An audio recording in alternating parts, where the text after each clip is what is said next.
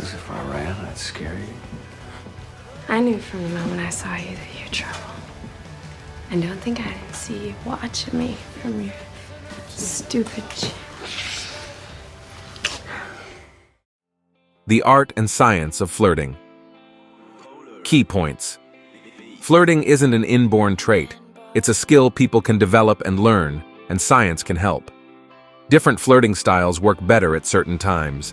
Playful flirting is best for short-term relationships. Research shows there are specific facial expressions and ways to stand that are more effective. Once the conversation is going, expressing that you find the other person funny is essential. When you're single, meeting people is hard. You see someone attractive and hope they'll find their way over to you and start an amazing conversation. If only it were that easy. Instead, you usually need to take a little initiative to get the sparks going. If that feels awkward, or you're thinking, I don't know how to do that, don't worry. Being good at flirting and meeting people isn't a trait you're either born with or not. Rather, it's a skill you can develop and learn. Alamand et al., 2022. Here are several common questions about flirting and initial conversations, each with a research-backed answer and strategy for improvement. When flirting, is it better to be subtle or more obvious? Research finds that those being flirted with accurately perceived that the other person was interested only 28% of the time. Hall et al., 2014. In other words, roughly 3 out of 4 times that people flirt, it goes undetected. Women were especially bad at accurately detecting male flirting, 18%. Notably, outside observers did even worse. What does this suggest? Flirters are hard to read because they're being too subtle, likely because they want to protect their self-esteem and avoid rejection. However, if someone doesn't even know you're flirting, what's the point? Put yourself out there, be a little vulnerable, and make your flirtations more obvious. Direct is best. Do people have different flirting styles? There are many flavors of flirting. Researchers at the University of Kansas identified 5 distinct styles: physical, playful, polite, sincere, and traditional. Hall et al., 2010. Physical flirts rely on body language. Playful flirts treat interactions like a game. Polite flirts are cautious. Sincere flirts seek to establish an authentic connection. And traditional flirts rely on typical gender roles, in which men pursue and women aren't too forward. Playful flirting tends to be better for short-term relationships. Men are more likely to be playful overall, while women are more likely to be traditional.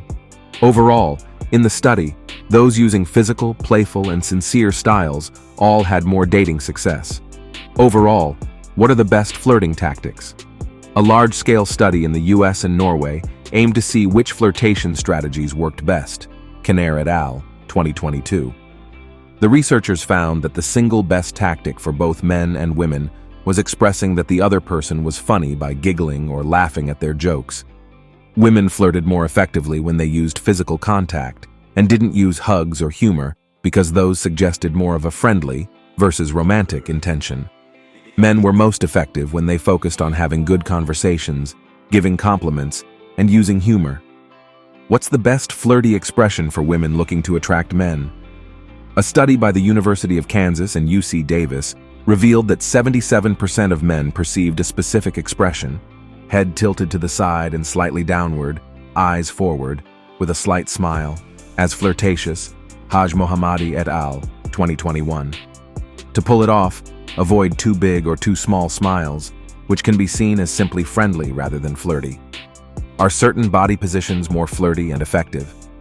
A study of participants at a speed dating event found that having an expansive body posture, such as taking up more physical space with a wider stance and having your arms open and out to the side versus crossed over your body, made both men and women more desirable. Vacharkulksemsuk et al., 2016. The researchers speculate that being more expansive is a subtle sign of dominance. In a dating context, greater dominance may also signal greater confidence or social status, which are both appealing. Once the conversation gets going, what should I do? Everyone wants a partner who will be there for us when we need them. In other words, we want a responsive partner who pays attention to our needs, wants, and goals. In a dating context, the easiest way partners can show responsiveness is through being a good listener. It's Shakov et al., 2022. You can do this by facing the other person, maintaining eye contact, nodding, giving good facial expressions, asking follow-up questions, and giving your thoughts. Showing sincere interest can be extremely attractive.